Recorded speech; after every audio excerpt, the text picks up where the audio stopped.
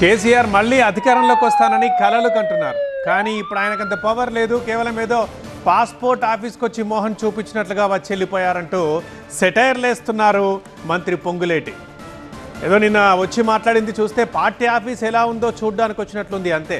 ఓ passport renewal కోసం వచ్చి మోహన్ చూపించారు, వెళ్ళిపోయారు, అంతే. మళ్ళీ అధికారంలోకి వస్తారని కేసీఆర్ కలలు కంటున్నారంటూ పొంగులేటి సెటైర్లు వేశారు. కేసీఆర్ కామెంట్స్కి మంత్రి పొంగులేటి శ్రీనివాసరెడ్డి ఎలాంటి కౌంటర్ ఇచ్చారో మా సీనియర్ కరెస్పాండెంట్ ప్రభాకర్ రిపోర్ట్ చేస్తారు. కేసీఆర్ మీ గ్రాఫ్ అంతా పడిపోతుంది, కాంగ్రెస్ పార్టీ పట్టు కోల్పోతుంది, చాలా తక్కువ టైంలో తీవ్ర వ్యతిరేకత వస్తుందనేది బీఆర్ఎస్ అధినేత కేసీఆర్ చెప్తున్నారు. కేసీఆర్ గారు పార్టీ మీటింగ్ కోసం వచ్చారా, లేకుంటే వారి పాస్పోర్ట్ని రెన్యువల్ చేసుకోవడానికి వచ్చి పనిలో పనిగా బయటకు వచ్చాను కాబట్టి ఒకసారి పార్టీ ఆఫీస్ ఎలా ఉందో చూడటానికి వచ్చారనేది నాకు ఒక డౌట్ ఉంది.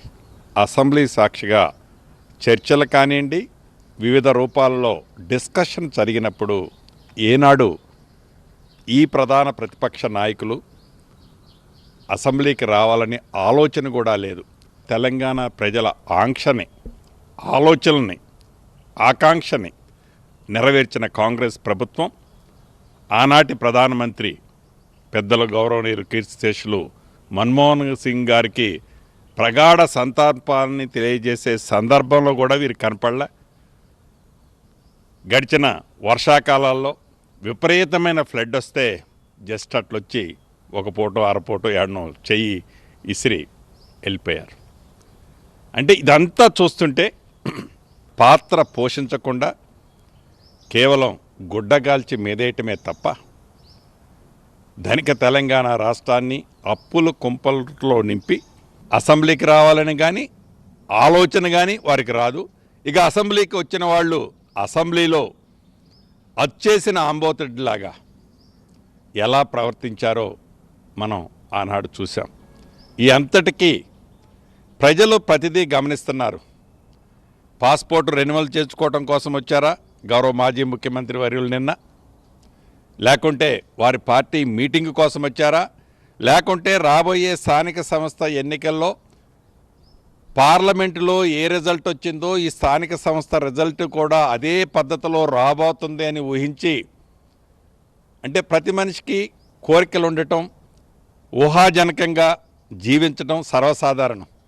ఈ ఊహాజనకంగా జీవిస్తూ వారు ఏదైతే ఊహల్లో ఉన్నారో అదే ఊహల్ని వారు ఎవరైనా నమ్మే 5-10 మంది ఎక్కడన్నా ఉంటే వారికి ఇంజెక్ట్ చేయటం కోసం వచ్చారు అనేది నిన్నటి స్పీచ్ అంటుంటే మనకి స్పష్టంగా కనిపిస్తుంది. మీ గ్రాఫ్ పడిపోతుంది, కాంగ్రెస్కు ఆదరణ తగ్గిపోతుంది, చాలా తక్కువ కాలంలో ఎక్కువ నెగటివిటీని సంపాదించింది కాంగ్రెస్ పార్టీ అనేది కూడా ఒక వ్యాఖ్య చేశారు.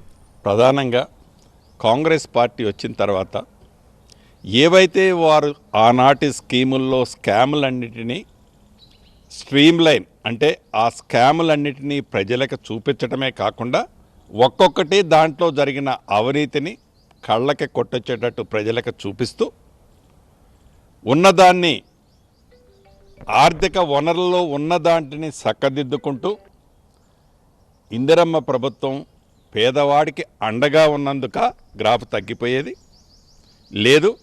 నిత్యము గౌరవ ముఖ్యమంత్రి రేవంత్ రెడ్డి గారు కానీ, కేబినెట్ మంత్రులమంతా మేం కానీ, మా శాసనసభ్యులు కానీ, ప్రజాప్రతినిధులు కానీ నిత్యము సామాన్య ప్రజలకి అందుబాటులో ఉంటూ ప్రజల కోరికలని వీలైనంత వరకు పరిష్కరిస్తూ వెనక ఆ దొరవారులాగా ఫామ్ హౌస్లో ఉండకుండా ఏ వ్యక్తి వచ్చినా గౌరవ ముఖ్యమంత్రి గారు కానీ కేబినెట్ మంత్రులు కానీ కలుస్తున్నందుక కాంగ్రెస్ పార్టీ గ్రాఫ్ పడిపోయేది.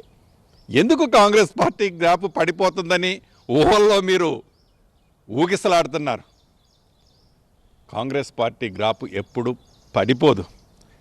2 పర్యాయాలు మీరు అధికారంలోకి ఎందుకు వచ్చారు అంటే మాయమాటలు చెప్పి, మాయమాటలు నమ్మి ప్రజలు మీకు ఓట్లేస్తే ధనిక తెలంగాణ రాష్ట్రాన్ని అప్పుల రాష్ట్రంగా, స్కాముల రాష్ట్రంగా తయారు చేసిన మీరు గడిచిన 14 నెలల్లో ప్రజలకు అండగా ఉంటూ కష్టాల్లో ఉన్న ప్రతి పేదవాడికి భరోసా ఇస్తూ ఇందిరమ్మ ప్రభుత్వం పరిపాలన ఇస్తున్నందుక కాంగ్రెస్ పార్టీ గ్రాఫ్ పడిపోతుందని మీరు ఊహాజనకంగా ఊహల్లో తేలుతున్నారు.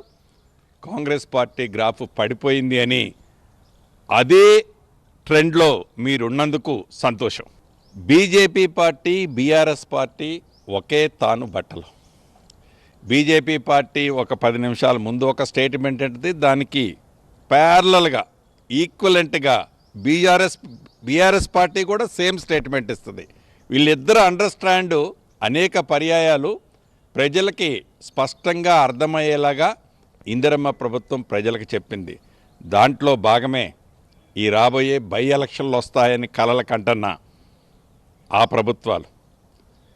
ప్రభుత్వం పైన వ్యతిరేకత కాదు. కాంగ్రెస్ పార్టీ అంటేనే స్వేచ్ఛన్న పార్టీ.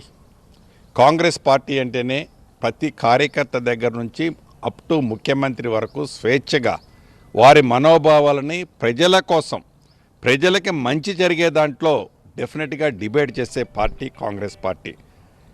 స్వేచ్ఛని హరించే పార్టీ కాంగ్రెస్ పార్టీ కాదు.